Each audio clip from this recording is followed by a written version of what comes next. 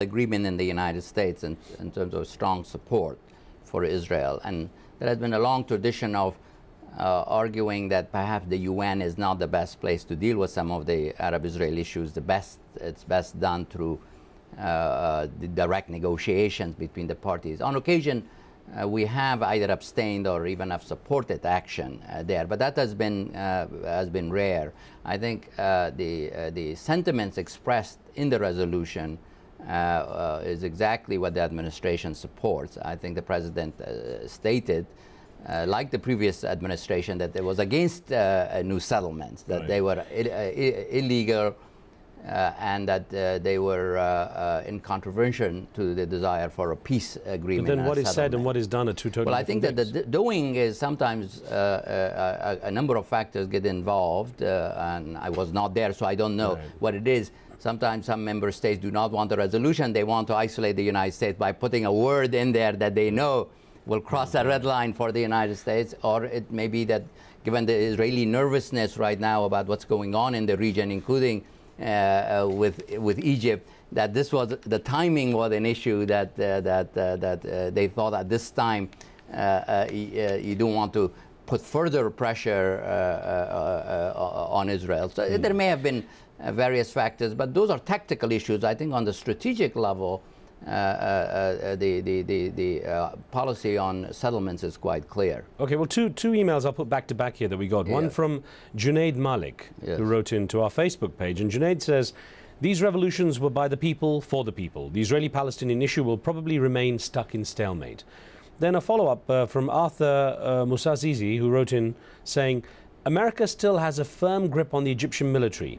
Nothing has changed, and Palestinians still are not free to cross the border into Egypt. So again, for what's going on elsewhere in the Middle East, it seems that there'll still be this grinding point with the Israeli-Palestinian situation. I think it may become even more difficult for the United States as a result of the democratization, which is positive. And I think that the U.S., although one could say it was catching up to some degree with events on the ground, is playing a positive role in encouraging governments not to use violence and encouraging Arab governments to reform, to accommodate.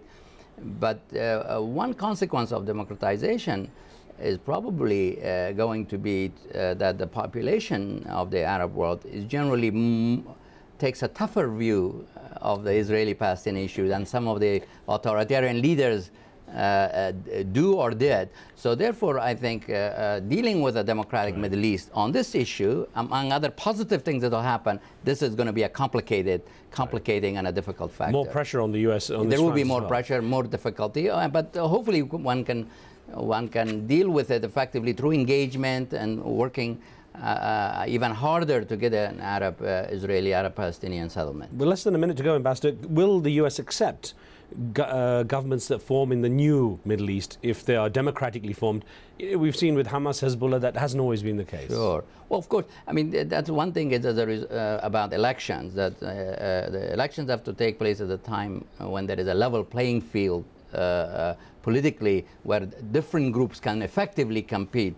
One idea has been that maybe in some places where elections have happened too quickly and there was not a level playing field that produced results that have not been truly representative. But I think the U.S. Can work with the democratic Middle East, would welcome it. This is something that both works for U.S. interests and for U.S. ideals. Well, Ambassador, never enough time. I will speak to you again soon, I hope. Thank you. Thank you very much. Sir. Great to be with you. My pleasure, sir. Thank you, and thank you for being with us too. Remember, you can follow the show on Facebook and see what we're up to there. You can give us feedback on the topics and post your questions and comments. On the next show, Women in the Revolution. They've been out on the streets making their voices heard, but what role will they get to play in their country's political future? Be sure to tune in for that. From me and the team, we'll see you next time.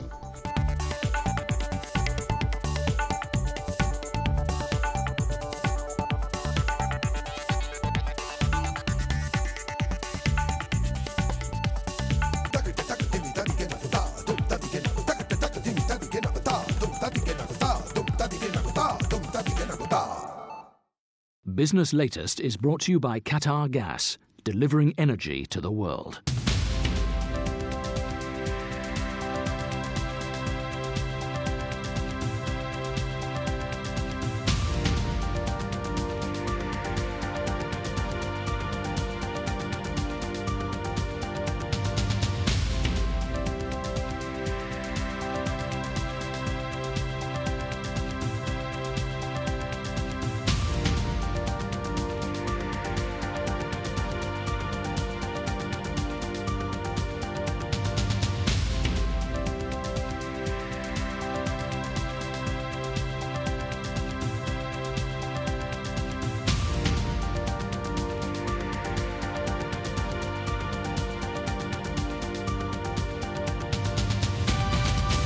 Business Latest is brought to you by Qatar Gas, delivering energy to the world. As geeks take on dictators, bloggers turn dissidents, and social networks root for social justice, governments are going cyber, spying on their citizens, erecting firewalls like iron curtains, and closing down websites. We ask, is cyber-generated change virtual or real? Empire at this time on AlJazeera. The Golan Heights, one of the spoils of the 1967 war, home to 20,000 Israelis and source of 1/3 of all Israel's water. But what of the Syrians left behind? With families torn apart and all borders closed, they come to talk to their loved ones across the Shouting Valley. Across the Shouting Valley on AlJazeera. Personal blogs by professional journalists.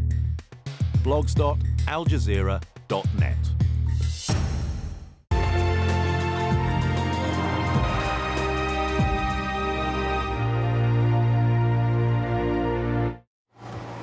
Gaddafi's forces fight back in Libya. Air Force jets bomb a rebel-held ammunition dump east of Tripoli.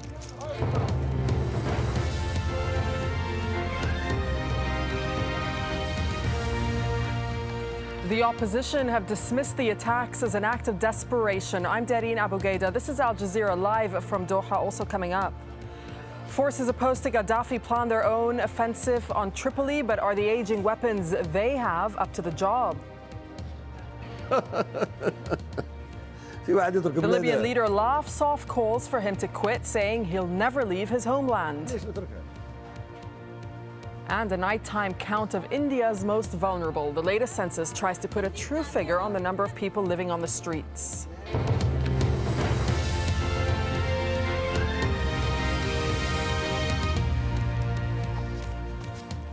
Well, it's 5 GMT, and forces loyal to Muammar Gaddafi have attacked targets across Libya overnight, but the strikes appear to have had little effect on the morale or the determination of those who want to see the Libyan leader forced out. A wave of attacks hit Zawiya, Benghazi, as well as Ajdabiya. Troops also launched an assault on the Ras Lanif oil refinery that's near Gaddafi's hometown of Sirte. And there are also reports of new battles breaking out in Misrata. Well, the opposition has dismissed the attacks as an act of desperation.